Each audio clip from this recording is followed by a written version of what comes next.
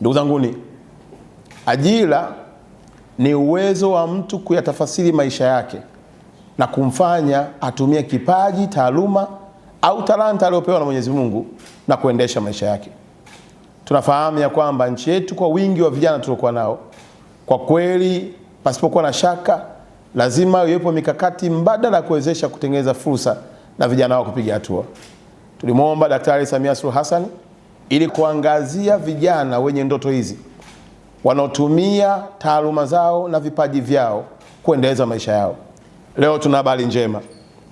Wizara yetu imepatiwa fedha takriban bilioni 2 kwa ajili ya content creator, kwa ajili ya vijana wa online TV wanaofanya shughuli zao kupitia mitandao ya kijamii na kuendesha maisha yao. Iwe ni TikTok, iwe ni Instagram, iwe ni Facebook, iwe ni YouTube, iwe ni any program ambayo unaifanya, Daktari Samia ameamua kukuwezesha ili upate kutimiza ndoto yako. Naomba kutumia nafasi hii kuwatangazia kijana yoyote mwenye ndoto ambaye ameshaanza safari ya kuipigania ndoto yake, ambaye ameshaanza safari ya kutafasiri ndoto yake kwa vitendo kwenye mikoa yetu yote ya Tanzania, kokote kule aliko, aende kwenye ofisi za wilaya ama halmashauri ama jiji ama kwenye wilaya, kwa maana ya mkuu wa wilaya, kupitia kwa maafisa habari wa wilaya, mkajiandikishe. Peleka taarifa zako, waambie wewe ni nani, unashughulika na nini. Yawezekana wewe content creator umeamua kutengeneza maudhui ya familia, umeamua kutengeneza maudhui ya michezo, umeamua kutengeneza maudhui ya sanaa mbalimbali, ikiwemo hata maudhui ya utalii.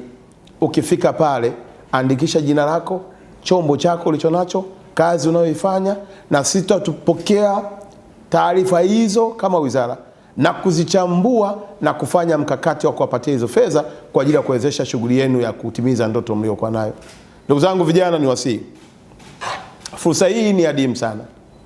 Tumempata rais ambaye amekubali kusafiri na wewe kwenye ndoto yako. Umehangaika peke yako kwa muda mrefu ukitumia simu yako. Umehangaika peke yako kwa muda mrefu ukikosa vibali vya kwenda hata baadhi ya maeneo kufanya shughuli yako. Umehangaika peke yako, imefika hata hatua watu wamekwambia unapoteza muda, lakini kuhakikishia hukuwa unapoteza muda. Kilio chako, maombi yako na ndoto zako zimemfikia Daktari Samia. Bilioni 2 ambazo tayari ameshanipatia kuhakikisha kwamba tunakuwezesha wewe upate kutimiza ndoto yako. Nenda kama afisa habari wa wilaya, jaza fomu hiyo ya maelezo. Taarifa zako atazituma ndani ya ofisi yetu ya wizara. Kuanzia leo mpaka tarehe 15 ya mwezi wa pili, vijana wote wenye ndoto hizo, walioanza kusafiri kwenye ndoto zao, walioanza kutengeneza content, wale content creator, waende kwenye ofisi za wilaya. Watakutana na maafisa habari nchi nzima, wako kwenye ofisi zetu za wilaya au ofisi za halmashauri. Wakifika pale watakutana na fomu, watajiandikisha. Utaandika jina lako, utaandika chombo chako, utaandika shughuli unayoifanya. Kama wewe ni mtu wa online TV, kama wewe ni content creator, utaandika cha kwako.